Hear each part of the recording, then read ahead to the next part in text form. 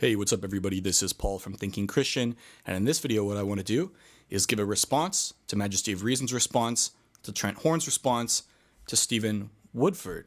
So I know Joe had a great video, really interesting, thoughtful look at some of the things Trent was saying. I like Trent's channel a lot, and I like Joe's channel a lot, so I figured I'd just kind of throw my hat in and we can kind of keep talking about this. So yeah, a lot of responses. Joe or Trent, if you're watching this, feel free to give a response to me, and we can just keep the train going. So before we get started, I want to say, yeah, I agree with Joe on a lot of stuff, and I unfortunately, the points that I'm going to respond to are things that I'm like, okay, maybe I disagree with this, but I don't want it to seem like I'm going after him or being unfair or anything, and if I do, I apologize. I don't mean this to be an adversarial sort of thing. I mean this to be a communal thing where we all kind of work together to think about these issues hopefully more clearly, and that's the value of scholarship in my view. I'm also not a philosopher. I'm a student in electrical and computer engineering, so I do enjoy philosophy, but I want to be clear that this is not my area of expertise. I'd love to study it. Can't afford to do that, at least not yet. So yeah, let's get that out of the way. So I agree with Joe, especially about the internal critique thing regarding evil and theism. In particular, I think at its most compelling, the argument from evil comes from an internal critique saying like, hey, I'm not claiming anything about grounding my own moral realistic views, but hey, like you guys in theism have this problem with regard to evil. And we'll talk a little bit later about how this relates to moral epistemology, which is a very interesting thing to think about. But for now, I just kind of wanted to point that out of the way, is that I think, yeah, that's the most compelling point of the problem of evil, because the theist doesn't get to say, hey, we can do it better than you do. Like, we still have this problem of needing to confront the apparentness of potential evils, or at least be able to give a response to that. And that's what I'm going to explore a few ideas today, but I don't want to claim that I have some sort of knockdown argument for it, just some possible places you could respond. I also agree with Joe that appealing to intuitions and gut feelings are difficult. I really do try to avoid them because it always seems to end up like special pleading, because especially when it comes to moral issues, somebody's going to be appealing, both sides are going to be appealing to intuitions and gut feelings, and at a certain point it's like, well, why can you do it and I can't? And I don't want to get into this nitpicky realm, so I'm trying to avoid appealing to intentions and gut feelings. And yeah, I kind of agree with Joe's point that at the end, most of these arguments do involve some level of intuition or sort of gut feeling. It's just trying to really formalize what the argument is rather than say, well, it's intuitive, or say, like, maybe it's intuitive to me, using the sort of I statements, very postmodern. And the first thing I wanted to get before we get into it is Joe's critique of triumphalism. And I think this is a good point. I mean, this is a fair point, right? And thing that I think can be especially problematic for Christians doing the sorts of apologetics. Now, I'm not really an apologist, so I would not consider myself an apologist, but the idea of like apologists sort of like winning and seeing themselves as these like crusaders fighting for truth against like non-believers or whatever, I don't think that's a very healthy view. I don't think that's even a Christian view. I read this really interesting book by Penner called The End of Apologetics. This one woman who's a librarian recommended it to me, and it was really interesting. I don't agree with everything, but I thought it was a very interesting look looking at some of Kierkegaard's stuff, but that's neither here nor there. The interesting thing is, would Joe extend this criticism to Woodford at Rationality Rules? I mean, Woodford's the one who has videos titled Every Argument for God Debunked, or Theism is Irrational. Joe mentions that at a certain point, his reason for giving a response to Trent was some of Trent's use of this language. So I wonder if this critique would also extend to Woodford's channel, or the video that Trent was responding to. And maybe he would say this, right? So what I think I'm doing in this video is maybe looking at Joe's points and giving a response. And Joe looks at, it's like, hey, look, I'm doing the world a favor by looking at Trent's videos and giving a response. And Trent's like, I'm doing the world a favor and giving Woodford's videos a response, and Woodford's saying, well, I'm doing the world a favor and responding to maybe apologists or whatever. So maybe he would say, people are already doing this, it doesn't need to be done, that's fair. And Joe I would say he is pretty fair. I mean, he does point out where he disagrees with Woodford. I do think he's a little too easy on him, but maybe one of the reasons he's easy on him is because, well, one, maybe they're friends, and two, maybe he thinks that those points have already been made and he doesn't have to say that. Yeah.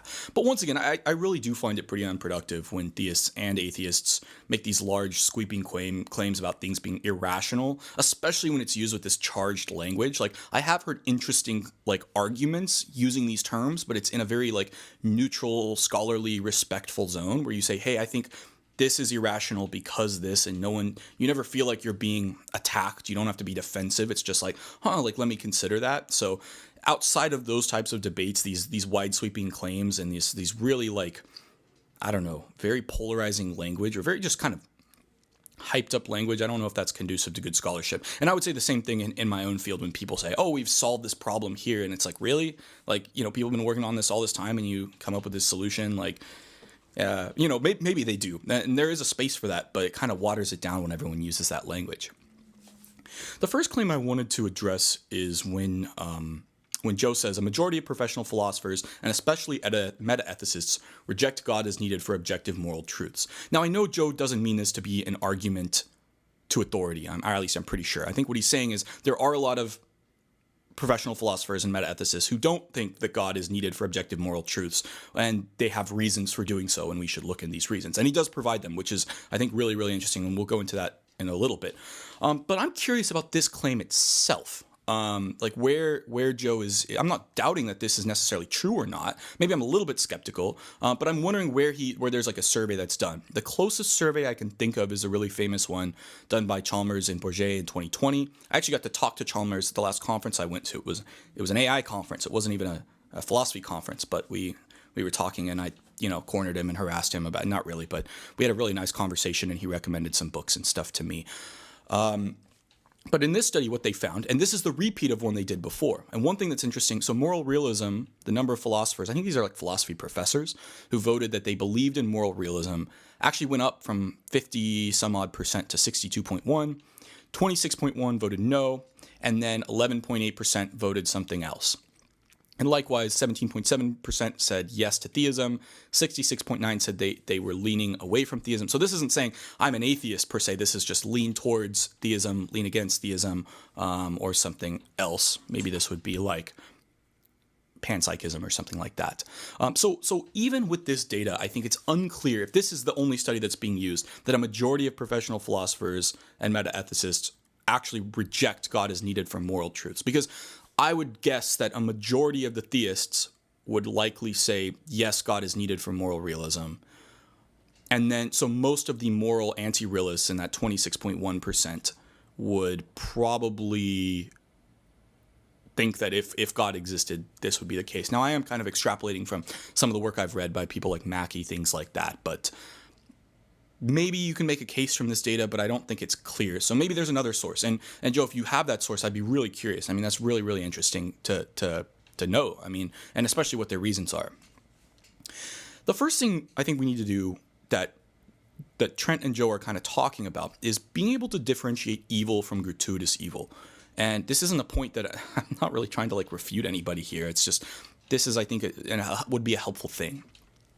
If theism is false, then the gratuitous or non-gratuitous evil distinction is illusory, right? The only reason we argue for gratuitous evil is to say the existence of this much evil makes an all-loving, all-good God seem unlikely. But this isn't saying evil doesn't exist. It's just this gratuitous or non-gratuitous evil distinction isn't really a real thing. It's just evil exists, or maybe it doesn't exist. Maybe it's an illusion. But evil exists, and that is what it is. It's just the gratuitous or non-gratuitous evil is a threshold that's used to argue that this is too much for an all-loving, all-powerful, all-good God to exist, is what I think people are making. Now, if theism is true, and this is the point Woodford, Joe, and Trent all agree on, then basically no gratuitous evils exist. That's the case.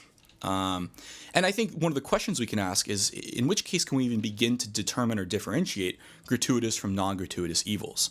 So what'll happen is what the anti-theists will do is they will actually find an example of an evil that would appear to be gratuitous if God existed.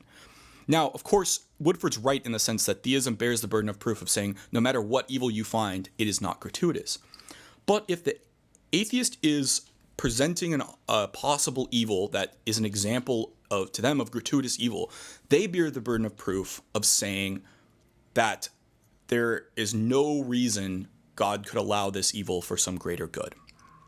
So in this point, I do agree with Joe that Woodford's appeal, well, it's obvious that gratuitous evil exists. I don't find it personally obvious. And this is it's not clear to a majority of the world's population who hold to an Abrahamic God. So these are the people that I think to them this doesn't create a problem. So the first thing is just basically showing that where these gratuitous evils are. Now, I think Woodford's right in the sense that there are these instances of evil that would provide a challenge to theism, but we need to know what these particularly are and maybe why theodicities for this particular instance particularly fail. Now, here's something interesting, right? A gratuitous or non-gratuitous evil distinction is actually not an issue if our moral epistemology is somehow dependent or contingent upon God, right? If God is somehow involved in us coming to believe things are evil or not, then the existence of that God, if that God is good, we would never be able to identify gratuitous evils because that presupposes that none of those gratuitous evils exist for such a God to exist. Now you could argue, okay, well maybe there's like a trickster God or a not so good God. That's a possibility too. I mean, and I think there maybe are some people who do that, but that's not the point I'm going to take. Yeah, so kind of what I said earlier, the theist is committed to the position of claiming any apparent instance of gratuitous evil would have to be explained as not gratuitous, but of course the anti-theist will need to show that all of those reasons fail for this to create a contradiction under theism. And part of the thing too that I would say is theism actually has no problem with evil itself. I mean, in fact, I think actually naturalism has a bigger problem with the existence of evil and why it is prescriptively bad. But theism itself admits that evil exists. So it's being able to say that this evil seems to be worse than I can imagine it serving some potential purpose with an all-good God existing, such that this makes sense. It's an argument kind of from contradiction. And then Joe goes on to say, pain seems to me to be intrinsically bad or evil. And I think in this case, what I would like to say is I think we should distinguish bad and evil from each other. I think bad and what we call natural evil, I don't really want to even call this evil. I would just call this like just bad states of affairs. Perhaps if I'm going to say natural evil, I'm going to specifically say like natural evil. And then we have like our free will evil, or evil as a result of people making like bad choices, or freevil, you could call it, I guess. And this is an important distinction because when we consider somebody raping somebody versus an animal that forcibly copulates with another, I think there's this idea, I almost want to say intuitive, but I said I wasn't going to do that too much. But to me, at least, it seems that there's this distinction between knowledge or freedom to choose to not do something, or knowledge of the badness or evilness of this action. And it becomes evil because you're aware of the basically the consequences of your action, and you choose to do it anyway. Versus an animal, they're just going to do it. And I wouldn't say an animal forcibly copulating is evil. Maybe it's bad, it causes suffering or pain, but it's not evil. Whereas a human who does it, who knows full well that they maybe shouldn't do it or ought not to do it, more on that later, that's actually an instance of like evil. Now, Trent mentions this thing, the fact that we go to incredible lengths to care for sick infants, including ones whose parents have abandoned them, shows that human beings have intrinsic dignity. I agree with Joe in the sense that I don't think this follows at all, and I think that I think people trying to argue about these intrinsic dignity or like rights, like just rights, like human rights, you do need some sort of foundation for this. I think this is I think that it was Jeremy Bentham who said this stuff was just nonsense. And I actually agree with Bentham on this, that these ideas of inherent dignity or inherent rights, there's something that we define as an abstraction, but trying to ground these things, that requires justification, such a thing like this. I think at the same time, though, if Joe's argument is people can know pain is bad from their experience of pain, or from the inherent quality of pain itself, I think Trent could argue that people know that humans have inherent dignity by caring for others from their same experience. So he has an option there to say, well, in that case, humans do have dignity, probably with respect to God, and they know this. Therefore, we can know that humans, I guess, have some sort of cosmic value or objective value as well. So I think that is an option he can say. It just, I don't think that human dignity follows from the fact that people do care for them, per se. And I do agree with Trent on this, that naturalism really does struggle to explain why our circle of moral concerns ought to be humans. That a human who only extends moral concern to the people of their own race is somehow misaligned, and they ought to change their circle of moral concern to something else than it naturally or already is. Yeah, and I think that's the issue, right? Trent defines naturalism as a sort of cosmic accident. And if that's the case, if there's no purpose, no teleology or anything like that, the idea that, I ought to care for some group of people or some group of living creatures because they share a certain amount of DNA with me isn't really a reason to care for them. And we'll talk about this later, but I think this is a fair point that Trent brings up.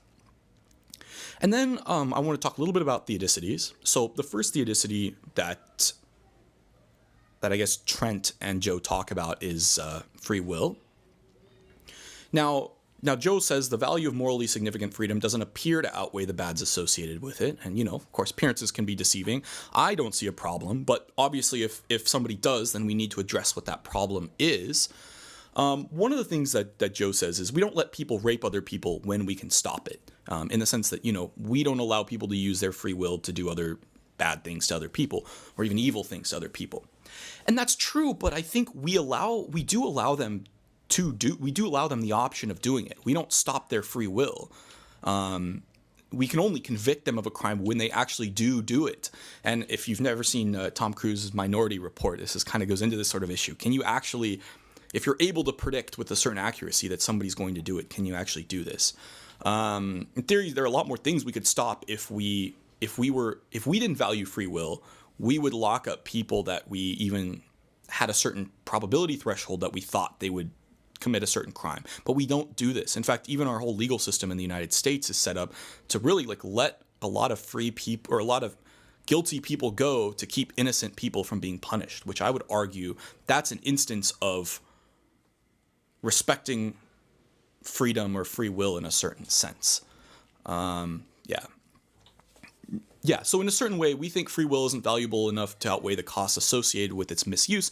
Yeah, but I think this is too hasty. I think we're willing to say that free will is allowable to a certain extent, but once people do misuse it, if they misuse it, once they misuse it or if they misuse it to a certain degree, then we lock them up. And I think this is our whole prison system is based on this. You have different strikes. Maybe you get another chance, but after a certain point, it's like, we are not going to let you continue to freely use your ability to hurt people to actually hurt people or, in what other instance like this. So I think it's a little bit more nuanced than this.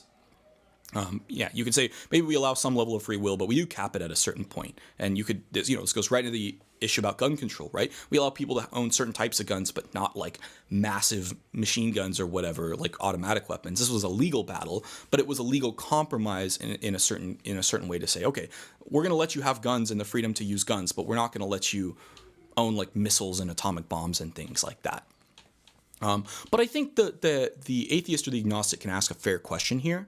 Why ought we stop someone from doing something evil when God doesn't, right? It's like if I knew that somebody was if I caught somebody in the act of doing something terrible, like rape, I would step in and stop them. So why doesn't God do it?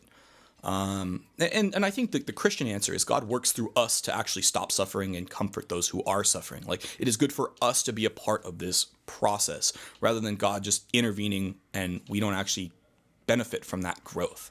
And that's kind of the issue, right? If we knew God would step in every time somebody was suffering, we wouldn't need to do anything at all. We actually wouldn't need to be a part of it because it would be, I don't actually need to intervene because God's going to do it. And I don't think we would necessarily, it's hard to see how that would promote growth if we come to that realization that no matter what, it's kind of like, I never need to get a job because I know like daddy's going to pay the bills kind of thing. To me, I would be disincentivized to actually do anything if I know no matter what, this is going to be covered. And maybe you can make a weaker argument and say, well, you should still do this and this because it's a good thing. But I don't know if it would prompt us to the same level of action or care than realizing there is a lot more that is our responsibility than like, okay, God's just going to fix all this stuff and we don't have to do anything like that.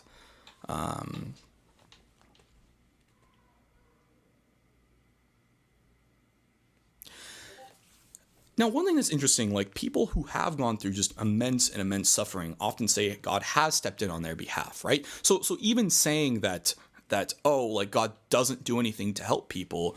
Maybe that's just we're expecting God to step in on a physical level and stop the actual occurrence. But really, God is providing comfort in a different way too. I think that's another way you could look at this, is you could say, okay, like I've gone through this suffering. God didn't prevent me from going through the suffering, but he's giving me strength to be able to sort of endure through it or become strong through it as well. And maybe it's a good thing for us to actually be a part of doing good. That's the point Trent makes. But I think, you could argue in each of these different ways, you can make a sort of collective case that, maybe there's a good reason God has to stop somebody from doing something evil. I mean, I don't really see a problem with that. I see it more as an invitation to hopefully make the world a better place whenever there's an instance of evil. And if I wasn't continually confronted with things that I didn't like or appreciate, if everything was all good, I don't know if I would really be as grateful for the things that are good in my life. That's kind of an interesting way to put it. And, Paul talked about this, right? Philippians 4:12-13. I've learned the secret of being content in any and every situation, whether well-fed or hungry, whether living in plenty or in want. I can do all this through him who gives me strength. So really just kind of saying, maybe God's role here isn't the one to intervene in nature as much as provide us comfort as a result of things that happen in nature. And whether God's responsible for those things is another sort of argument question. And then there's this paper that I found, actually people in more disaster-stricken areas end up being more religious. And maybe these sorts of things actually bring people to God to a certain extent. So that's another way you could argue around this question. Now, one interesting thing, too, is saying, okay, if free will were an unlimited good, God would have granted us more freedom than I guess they have. That was what was said in the document. Yeah, I think God's saying, Joe's saying, basically, God would have granted us more free will than we have. And my response to this is God is basically optimizing a lot of things at once, right? We have our free will and the free will of others.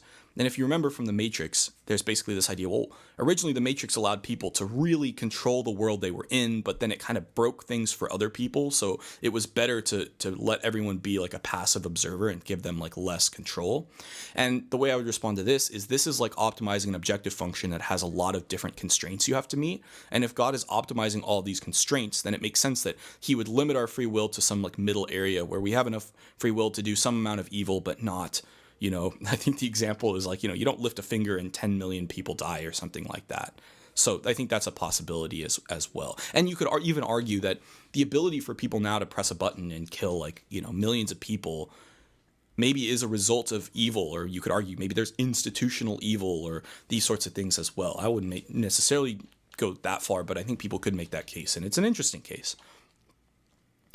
And maybe this is maybe the amount of free will that we have is a good amount of free will compatible with natural selection and the laws of nature, these sorts of things. So maybe that's something that's been taken into account. I certainly think that's like a possibility. So I'd leave it at that.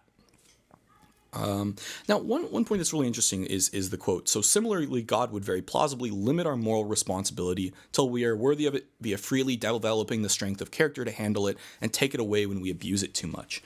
And I find that interesting because one potential answer is we actually need to make mistakes to learn from them. And this includes realizing when our actions basically cause suffering. We grow into our responsibility by, in some ways, making mistakes. It's basically like you can't really know that you have the ability to do something until you try it. It would be kind of like, I guess, but maybe there's some other plausible way to do this, but you could imagine it's kind of like saying, okay, like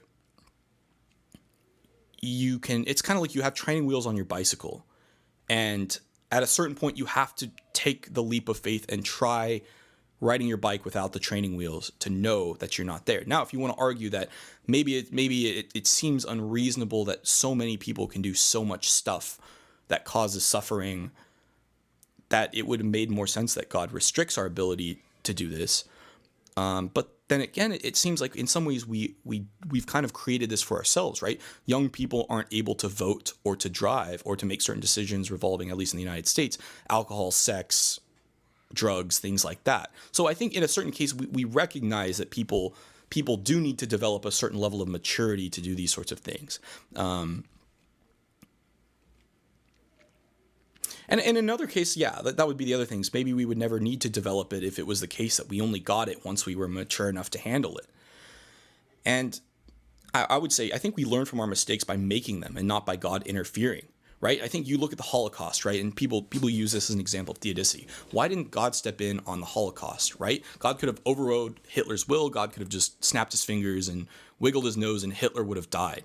I think part of the problem here is the Holocaust was bigger than just Hitler. It was actually, there's a lot of other issues going on here around anti-Semitism, around the effects of World War I and these sorts of things, right? God could have killed Hitler, but would this have been an actual good thing for humanity? I mean, would this have actually solved the problem? Or would he have had to continue to keep stepping in because we would never have learned from our actual mistakes? Think about this, right? The Holocaust actually happening, and I'd argue, it was terrible. It was a terrible, terrible, terrible thing, right? But we actually learned from this, and we grew, and I'd argue because the Holocaust happened, there will likely not be something like that at that scale ever again, and potentially there could have been some massive, meta Holocaust later and later that God would have had to also intervene on if he also intervened on this Holocaust. So the idea that we as humanity, as like maybe God's children, learn from our mistakes and grow from them, to me is a very compelling answer to this sort of thing. And in the same way, right, if God took away our free will whenever we were going to abuse it too much, it's like, well, where is this too much cutoff? And once again, this would keep us from needing to act because we know, okay, as soon as it reaches that threshold, we know God's going to step in. We don't actually need to have as much responsibility because God's like, tinkering around and making sure everything's, I guess, I don't want to say perfect, but, that's kind of part of the process. And then we kind of get to suffering and free will, which I actually think there's an interesting link here. Joe says, it seems incredibly plausible to me that virtues could be developed and manifested in the absence of horrific suffering. Maybe, but I want to bring up the Buddhist proverb that says, pain is inevitable, suffering is optional. Now, I don't mean to equivocate suffering here, right? You could say in the absence of horrific pain, and that's the case, but pain is a very momentary sort of thing, and suffering sometimes involves us and our attitude towards the pain we develop. And if free will exists, then we actually have the choice whether we wallow in our pain and suffering or whether we get up and do something about it. The other thing too, this quote assumes that suffering itself is something God is directly trying to control, rather than it being something we can learn to cope with given our free will, and that itself being a good thing, like us coming to grow and being mature and being able to control our emotions, that being a good in and of itself. And I would say, suffering really makes it strong. And in many cases, it does seem to be a choice. We can choose, in many cases, how we respond to these choices. And at least I would think so. And you could, the Stoics have a lot to say about this sort of thing. And obviously, Paul in the New Testament, he was familiar with Stoic writing. And to the extent to which he incorporated that into Christianity and Stoicism influenced each other is, it's hard to separate the two. But they both really drew from each other quite a bit. And I think the Stoics have a lot of interesting things to say about really suffering being a choice in that particular way.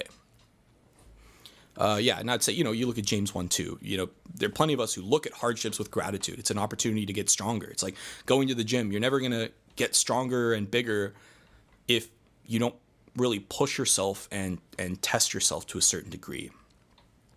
And the thing I say, this doesn't really help prove God, but if God wanted it different, he would have made it different.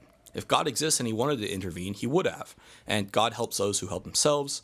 Quote from Ovid from Metamorphoses, divinity helps those who dare. I love that quote. I found it the other day. And I was like, oh, that's cool. That's really cool.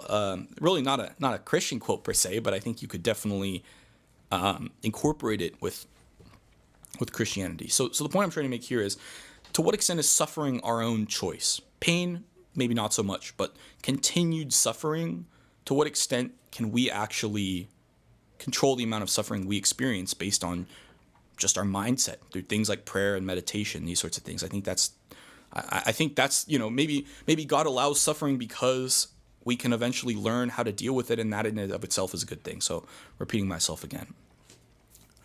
The other thing I want to say is how do we know that pain is a bad thing? I want to take a moment to think about this. So Joe says, pain seems to me to be intrinsically bad or evil.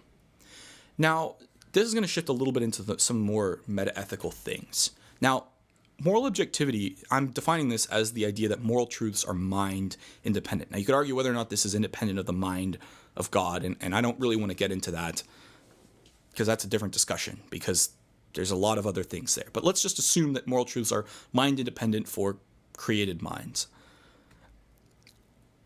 What's being proposed here is not when we say if we say pain is bad or something to be avoided. I think that is a fair thing. Like, one knows pain is to be avoided through the experience of experiencing it. That's fair. But what's being proposed here is an actual epistemic connection between our individual and subjective experience of pain with knowledge that pain is bad is an actually objective, mind-independent fact.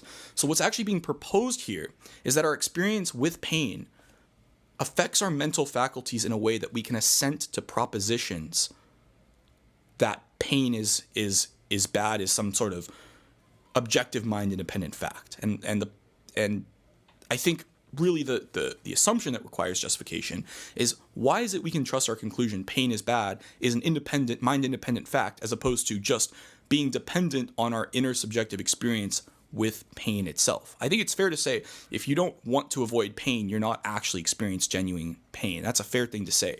But to claim that therefore pain is objectively bad, and that this and you can say, okay, it's objectively bad because inherently it's something to be avoided. Okay, that's one thing. But I think what the person claiming this wants to do is to go farther, and they want to say that this is somehow a mind-independent objective fact. And that's, I think, the piece that I find a little bit difficult to see where the justification for that is. If the intrinsic nature of the badness of pain is inseparable from our experience of it, would this undermine the objectivity or the sort of mind-independent objectivity of pain itself? I don't know. I would think it does seem to undermine it a little bit, because what you would say, and what the sort of naturalist would say, is, look, we can explain the badness of pain without needing to propose it is a mind-independent objective fact that pain is bad. We can explain why we have an aversion to it without needing to claim that its badness is somehow objective or mind-independent. So why propose it is mind-independent or objective? And really what we're asking is an epistemic question. How does our experience with the badness of pain trigger our mental faculties to assent to truths that can be, thought about as propositions about pain being bad? And I'm using these terms a little bit wishy-washy because we're going to define them later. Put another way, right? Pain is bad could be true, but how do we know this is itself a mind-independent fact? Because it does seem really closely related to our experience with it.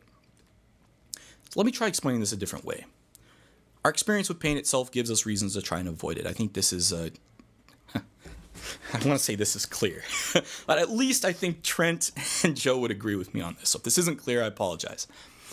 As G.E. Moore's open question argument suggests, pain would have to be separable from the property of badness, because otherwise just saying pain is bad would just be a tautology. It wouldn't actually give us any additional cognitive meaning, and we could just simply replace pain with badness or pain with evilness.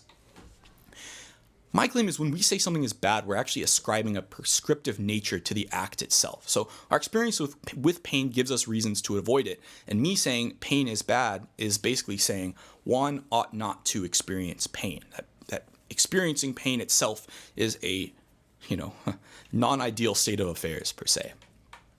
But of course, what the question becomes, what reasons do we have to believe that these prescriptions, that these moral prescriptions themselves of oughts are objective? And here's where we can turn to, of course, Hume's is-ought distinction.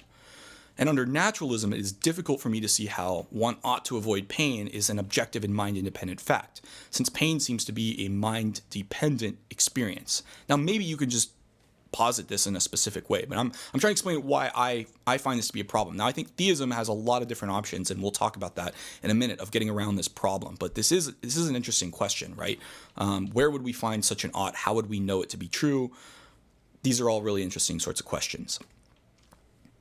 Now, the claim that horrific suffering is bad in and of itself is an interesting one, because we need to once again see if this gives us a reason to think the claim, or what is the reason to think the claim suffering is bad is itself an objective statement or fact. Now, Joe says it this way: non-theists can perfectly well ground moral truths in the intrinsic natures and characters of the things around us. Like, what is it to be a state of suffering or pleasure or virtue or knowledge? to me, it's not clear that this is perfectly well. And if Joe's implying that this is somehow equal to a theistic grounding, I would certainly push back. If he's saying non-theists can also ground moral truths in the intrinsic natures, then maybe I would concede that point, or at least say, okay, let's look into that more. But to claim that they have equal grounding, I think I would definitely push back on that claim.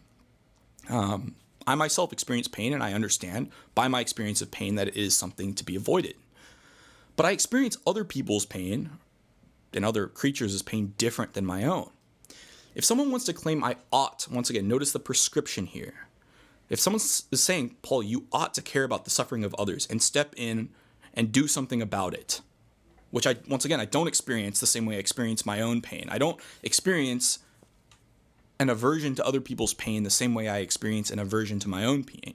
If they're claiming that I ought to do something, or they're trying to change my behavior, they need to be able to give a reason.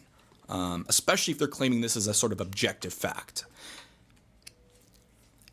And we can ask the question, what about the badness of pain, if it's inherent to pain itself, obligates me to avoid inflicting pain upon others?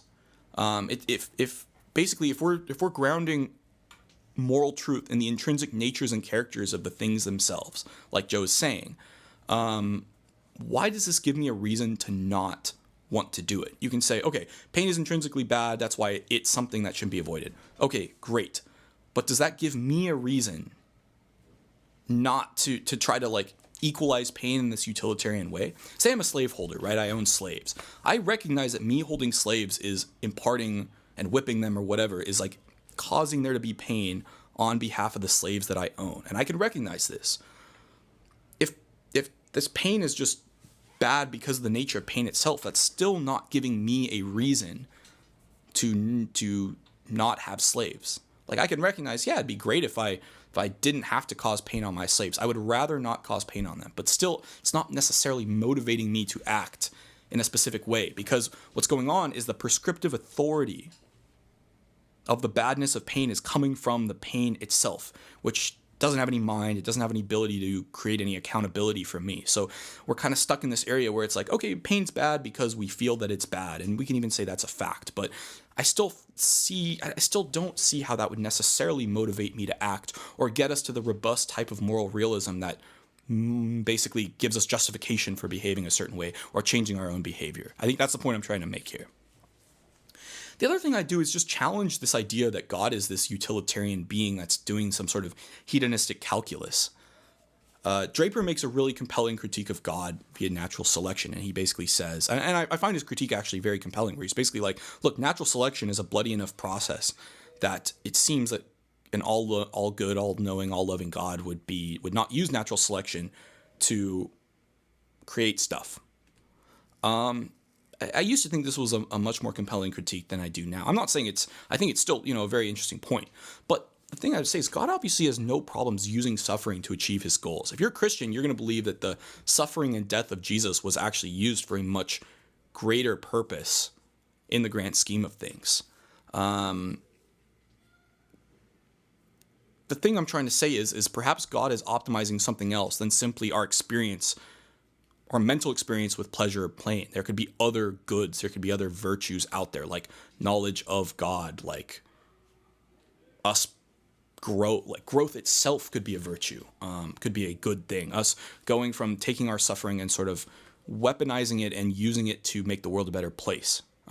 Even the opportunity to take our suffering and to choose freely to take this suffering and use it to help other people, that could be a very, very good thing as well. So claiming that God must not exist because of our sort of utilitarian nature of or conception of God, I think I would just push back and say, why does God need to be this implied utilitarian? Maybe he has other things he's wanting us to develop. And here's where, you could look at Hick's soul-making theodicity, right?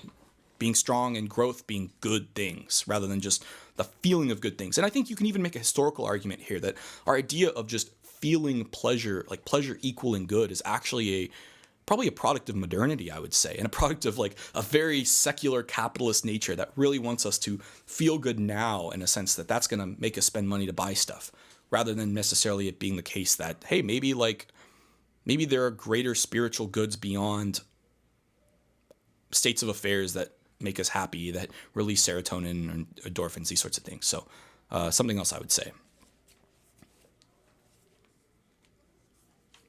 And I think this is the point Craig tries to make, right? How can we be in a position to evaluate if our claims about evil or gratuitous evil itself are well-founded? This is sort of a meta criticism of saying, like, okay, let's say somebody is saying there seems to be enough evil that the idea of an all-loving, all-powerful God wouldn't exist. And I think that's a fair critique. But how do you even know you're in an epistemic position to make that sort of judgment, given your limited knowledge of the world, something like that?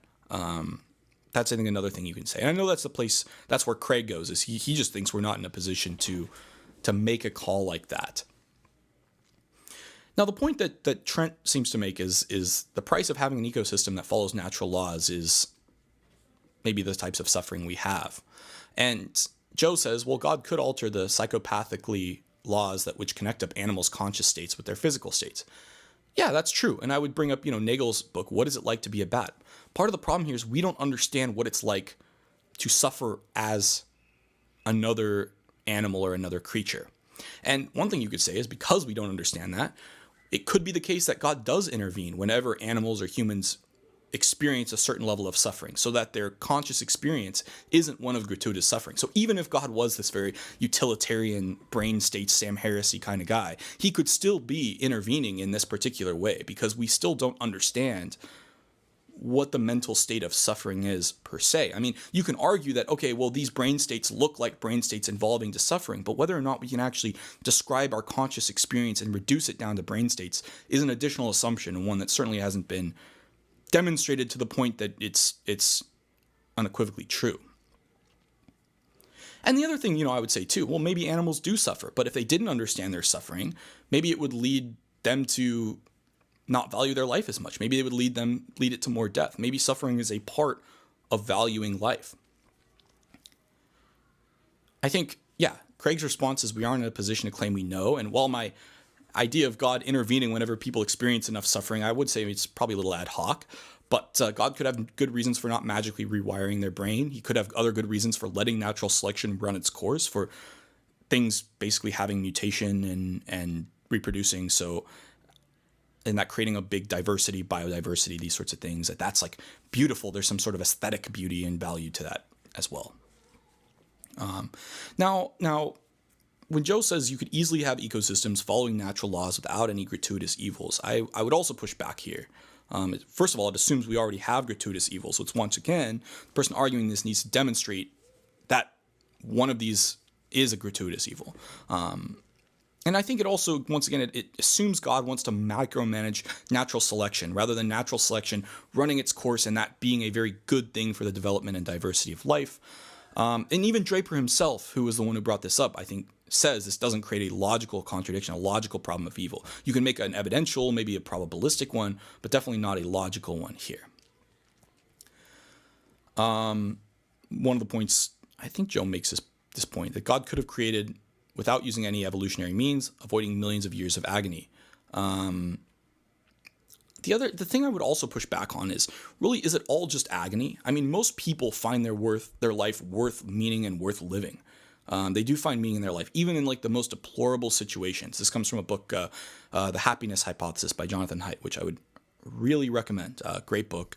Haidt's like a friend of mine, and we've talked quite a bit about stuff. His book, The Righteous Mind, I think is even better, but Happiness Hypothesis is where some of this work comes from. Yeah, right? So Joe assumes animals suffer the same way we do. So why not assume why assume it's somehow different for animals, that animals also don't find their life worth meaning, even though they are, as it would seem to be, struggling for their life and struggling for their survival. In fact, I don't even know if there's evidence to suggest that we right now, with all our modern day luxury comforts and our better healthcare and all of this stuff, are necessarily happier than previous generations that didn't have that. And when I look at something like my dog, how this dog Sprocket, I should have put a picture of him on here, but I didn't think I was going to make this point. He is so happy. He is happier than any person I know. And he doesn't need all of these sorts of things. Like, yes, he experiences suffering and all of these things, but the things that I think we assume make us happy may not be the actual things that do make us happy. And of course, this other thing, right? If we're saying evolutionary means avoids millions of years of agony, and we're assuming this involves animal suffering, well, God at least if you're a Christian, cares about humans much more than animals. That's very clear in Matthew. So that kind of assumes that God cares just as much. It's once again doing this hedonistic calculus, which I'm trying to break us away from saying maybe the whole premise of God being this Bentham type of dude is not correct, or at least there's other options. I mean, I don't want to say it's incorrect per se. Yeah, God could have slightly tweaked. So when animals are in the process of dying, their conscious state isn't one of pure agony. Maybe that is what occurs, right? We don't really know. We really don't know. I mean, like I said, I do think this is ad hoc, but it's certainly possible. Yeah, I made that point. Then we go on to, I think I'm saying this right, soteriological confusions, which is an interesting point. And there's some quotes from Emerson Green, and I'm going to be probably maybe more harsh than I should be on this, but I'm going to try to be as fair as possible. Green says, on the other hand, God is a personal being who is trying to communicate the right answers to soteriological questions, and yet he's evidently failing to do so. Is he really failing? I don't think it's really necessarily evident for me. I think there have to be other assumptions we're making, and we'll try to break what these assumptions are down to see the point that Green is trying to make. I think what we're looking for are answers that are obvious. We expect the answer to these questions to be easy and propositional in nature, right? And what if the truths that we actually need to grasp we can only find by living our life, by listening, by arguing, by experiencing things itself? Maybe like it's rooted in, and this is me, being recommended Heidegger by one of the classes I'm TAing next semester, by the professor of the class I'm TAing next semester, which is in computer science. He's like, you got to read Heidegger. And Heidegger's idea of like the experience of being, right? The experience of existing. Maybe that's one of the ways we grasp these truths. So maybe God could have communicated these truths in a way that's propositional, or maybe these aren't the kind of truths that can be grasped in this sort of proposition-like way. And I say this because sometimes I find that as an engineer, I look at a problem and I immediately think, all right, let's like break this down into mathematics. Let's try to let's look at this and break this down into its like essence to this sort of reductionist account. And there are some areas in life that it's just not worth doing, I would argue. Like if I'm going to listen to music, like sometimes it's better to shut that off. Maybe I can't. I mean, I really do analyze music. And if you look at my other YouTube channels, you will see me go really hardcore into signal processing about this sort of stuff. But there are times like it's sometimes good to just shut this off and just experience it. And trying to learn music in terms of formulas and equations that are there to describe music may not be the best way to do it. So maybe God is actually communicating the answers to these questions. Or as, some places in the Bible say, he has communicated this based on our own moral intuitions, and we should follow our moral intuitions. And if there are disagreements, we should actually try to resolve those in the best way possible, and that process is a truth tracking or truth seeking process overall. And I would say too, many of the major religions do agree on many aspects about how we should live our lives. Perhaps the exact details of the life to come isn't as important as how we should live our life now. That's another thing you could say, right? Maybe soteriology isn't something that God is as, I mean, obviously he wants us to be looking towards the future to a certain extent, right? But maybe that can be distracting to us, and that's another option too. As a Christian, I'm not really committed to claiming all of their religions are false per se. In fact, I would even argue that the word religion can sometimes be a misleading term, and it may not refer to anything useful for an argument like this, precisely because we can't really get an idea of necessary and sufficient conditions for what a religion is. So to kind of really neatly be able to break up each religion and say, this one's soteriology and that one and these sorts of things, I think that's itself, and we'll go into this more in the next slide, but itself maybe, I don't know. Maybe that's already presupposing something about the structure of these things that itself requires justification. I also think Green is overstating the amount of disagreement between different religious traditions. He assumes God wants to communicate the right answers to soteriological questions. And I would say, first of all, his claim seems to be biased towards a Western Aristotelian view of propositional logic and the law of non-contradiction. And I say this, right? He says the right answer and these sorts of things. And I say this as a cautionary thing because looking at religions through the lens of Western philosophy is going to basically bias religion in favor of Christianity, because Christianity is the religion that is basically like indivorceable with Western and Greek philosophy, and it has been for thousands of years. By now, really, I mean, you got all these people throughout history: Augustine, Aquinas, these sorts of people.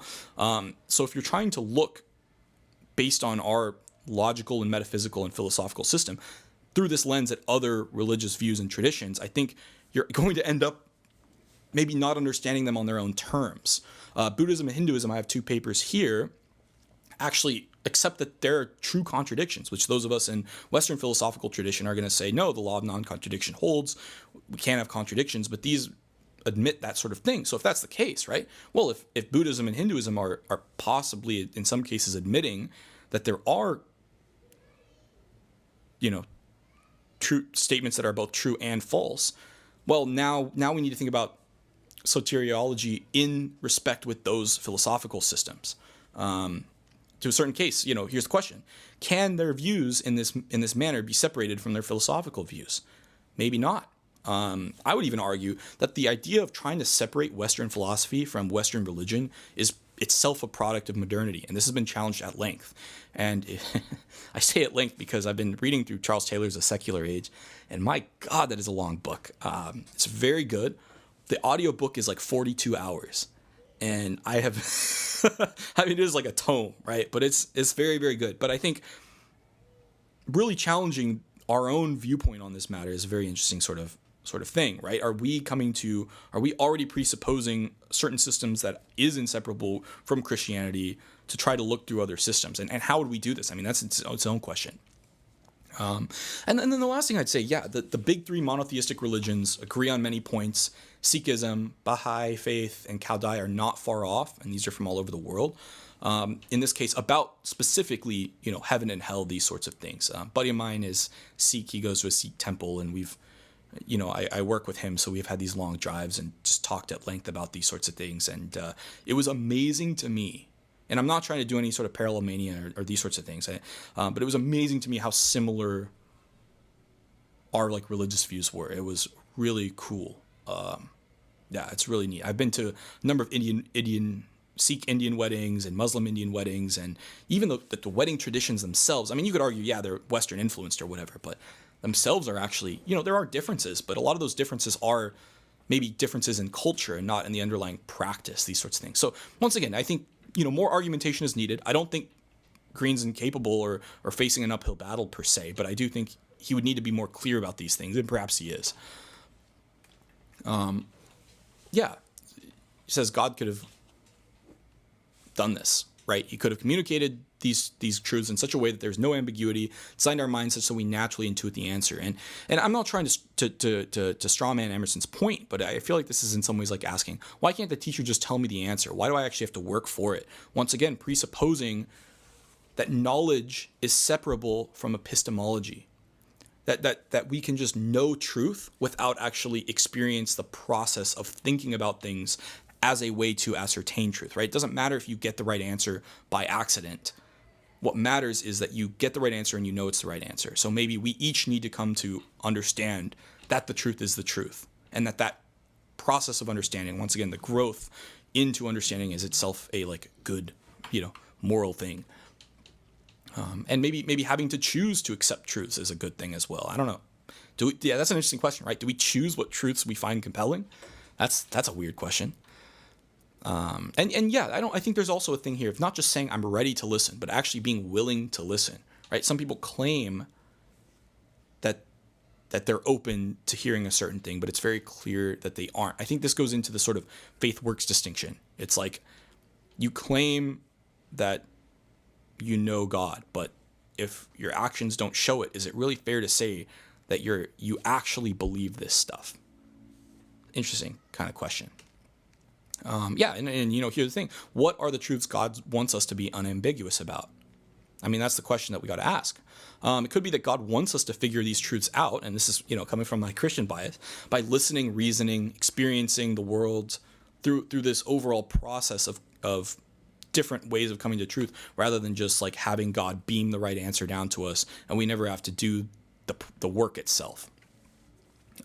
Yeah, right. Locke argued our ability to reason is from God. Why not use it to help come with an answer? Yeah, maybe that's one of the ways in which we do kind of unambiguate or disambiguate these sorts of claims, is by using our reason or these sorts of faculties. And these sorts of things are inseparable from God. Possible. Now, this is where I'm going to be pretty harsh. So Green says, clearly the observation of soteriological confusion is evidence favoring naturalism over theism. And I would say no.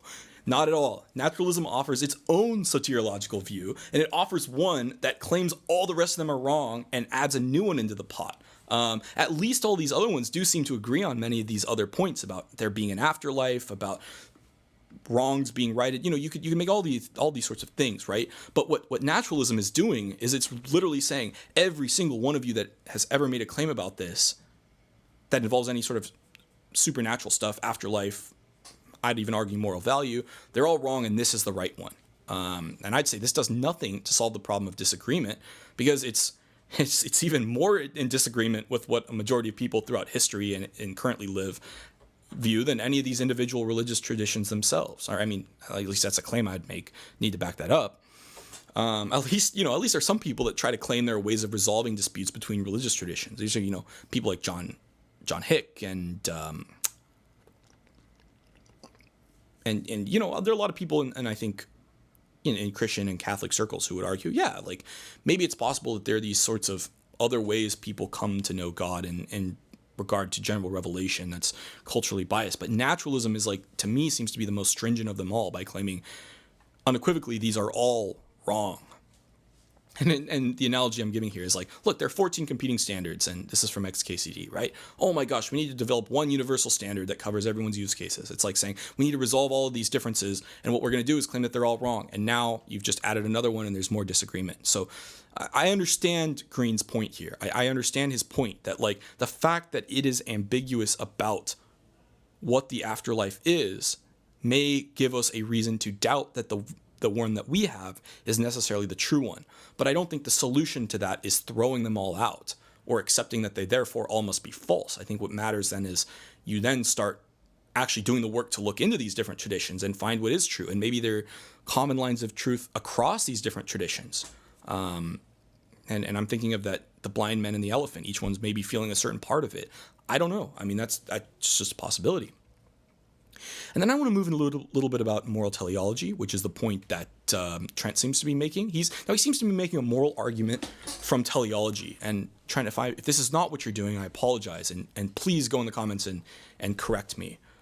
But I do find, if this is what he is doing, I do find this point very compelling, and as do many other professional philosophers and meta-ethicists, and these include people like G.E.M. Anscombe, Alistair McIntyre, Thomas Nagel, even more recently, who makes this argument about teleology. He does it as sort of natural teleology, but still a teleological argument. And I wrote a paper on this. It's on Phil Archive. I'll try to link it in the description. And I was so desperate to get feedback on this paper. I emailed everybody, well, not everyone, a lot of people in the philosophy department at my university. Couldn't get them to respond. The guy who taught metaethics actually didn't even have time to read my paper, but I did harass him at office hours. So I ended up actually paying a philosophy tutor online, on the internet, to nitpick my argument and to help make it stronger. And I came up with the following hypothetical syllogism. This is not the version that's on Phil Archive, but this is going to be the version that hopefully I can develop into an actual argument. It goes like this. Premise 1, if moral realism is true, then teleology exists. Premise 2, if teleology exists, then naturalism is false. Therefore, if moral realism is true, then naturalism is false, which means if pain itself has some sort of moral badness quality to it, the badness of that, the only way there has to be some sort of teleological notion to it, and that sort of teleology, or the inherent to be doneness of recognizing that pain is bad and that's a moral fact, is kind of incompatible with naturalism. That's my view on the matter. I think what Trent is doing is he's offering an argument to the best explanation for the existence of objective teleology, God, which grounds moral statements about how humans ought to behave. And it really works well under theism. I think this is why Aquinas was so successful at synthesizing Aristotle's idea of virtue ethics with Christianity. Because basically they're saying, look, God created humans for X purpose, so well-functioning human is one who follows this and this, or who does this and this and this. And this goes, going back to Aristotle, if I create a compass that points to north, that's designed to do this, pretty much anyone who understands my purpose for creating it, or the guidelines of how it should behave, can tell if such a compass is well functioning or not. So I can have a compass and I can write a statement saying, this compass the needle on this compass is supposed to point to magnetic north, right? And I could just send this to everybody that I knew. They wouldn't even have to necessarily meet me to know that, therefore, if this compass whether this compass is following the goal that it was made for versus not, right? And God, being the creator of all things, if he has a sort of will or intention, he gets the authority to say, hey, I created all this stuff for this purpose, and this is what a good human is, or how a good human behaves, that is in accordance with this purpose, and one that is not in accordance with this purpose is a one going out and doing evil, these sorts of things. And I think it's very nice. I mean, it's a very nice thing. Now, there are lots of ways you could push back on this argument, but I don't want to say it's obvious, but it does. At least it's elegant. Maybe I'll say that. At least it's elegant. It's simple. It's straightforward. Theism, another argument I would say, is theism explains why our moral intuitions would be truth tracking better than naturalism. And there's two pieces that need to be explained. Now, God, and this could have been, here are some ways which this is the case. God could have influenced or guided natural selection so that we developed moral faculties that are truth tracking, or tracking these principles that God wants us to know. God could be present in our moral decision making via something like the Holy Spirit. That's literally like a way we can assent to truths, if that has any impact on our cognition. And God could have arranged for our moral intuitions to be the way they are. This is from Romans 2:15. It's basically like, look, everyone has the law sort of written on their hearts. They know what the right thing to do is. And the other thing I'd say, right, naturalism seems to only debunk our reasons for believing in moral realism, or sort of realist moral epistemology. And this is particularly the case for naturalists who accept evolutionary debunking arguments for religious belief. And Trent has made this point before, right? Basically, like people who are accepting naturalism, explaining away the truth of religious beliefs, or creating a sort of undercutting defeater for religious beliefs, are by a like token also creating a similar defeater for their moral beliefs, or their beliefs in moral realism. And if they're claiming it doesn't hold for this, they need to be able to provide a reason. I think if it doesn't, it seems clear to me that their same reasons for debunking theistic, or these sorts of supernatural beliefs, are also going to be debunking their idea of supernatural moral prescriptions. And they're supernatural because I'm arguing from Hume's is-ought distinction that the best argument for the existence of objective moral duties that have some basically like reason or some authority to intervene on our actions is supernatural. I think naturalism has not demonstrated it yet. Maybe it will tomorrow. I don't know, but I'm really not staking my bets on it. And there are a couple of books that really do a good job of selling this. Richard Joyce's Myth of Morality, The Evolution of Morality, and then Sharon Street's really influential paper, A Darwinian Dilemma for Realist Theories of Values. Once again, giving us evolutionary debunking arguments, undermining our belief that moral realism is true if naturalism is true. Therefore, that's why I would argue that theism explains why our moral intuitions would be truth tracking better than naturalism. Anyway, thanks for watching. I'm hoping this video isn't too long, but yeah, Joe and Trent, if you're watching, well, thanks. You made it through. And yeah, I hope we can continue this conversation. Peace.